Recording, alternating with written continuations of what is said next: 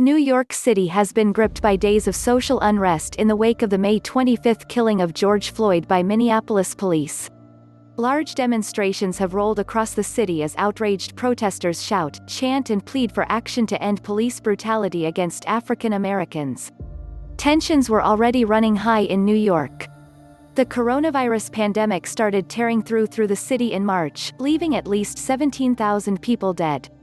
Hundreds of thousands of New Yorkers lost their jobs because of a quarantine and lockdown that continues to keep all but the most essential businesses shuttered. Police and protesters in New York clashed in the wake of Floyd's killing, reigniting long-simmering anger over Eric Garner's 2014 death at the hands of the NYPD. Floyd and Garner, black men who were unarmed, were pinned to the ground by police while crying out, "I can't breathe."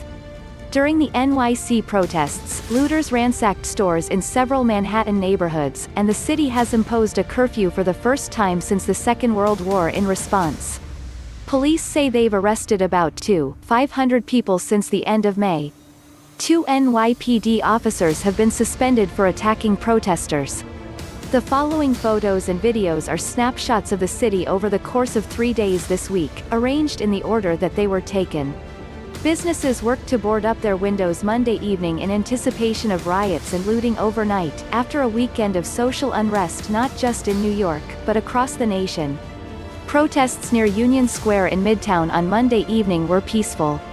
Demonstrators chanted, "Hands up, don't shoot," which became a rallying cry after police shot dead Michael Brown, an unarmed teenager, in Ferguson, Missouri, nearly 6 years ago. A grand jury did not indict Darren Wilson, the officer who killed Brown. The Justice Department under President Barack Obama declined to bring charges. Later Monday night, however, looting hit Midtown. Looters broke into this Zumiez store near Union Square and ransacked it. In this video, looters take what they want and run off. There were no police on the scene to stop them. Looters also tried to hit a smoke shop down Broadway, but police arrived on the scene and chased them away. In the video below, a caravan of police cars passed the looted Zumiez store. The NYPD arrested nearly 700 people Monday, one of the worst nights of unrest. Further south on Wall Street, "Black Lives Matter" was written in graffiti on a statue of George Washington outside Federal Hall, where he was inaugurated as the nation's first president in 1789. Washington personally owned 123 enslaved black people, and he kept 317 slaves at his plantation in Mount Vernon, Virginia. On Tuesday, a large demonstration of protesters gathered outside the West Village's Stonewall Inn to demonstrate in support of black transgender people.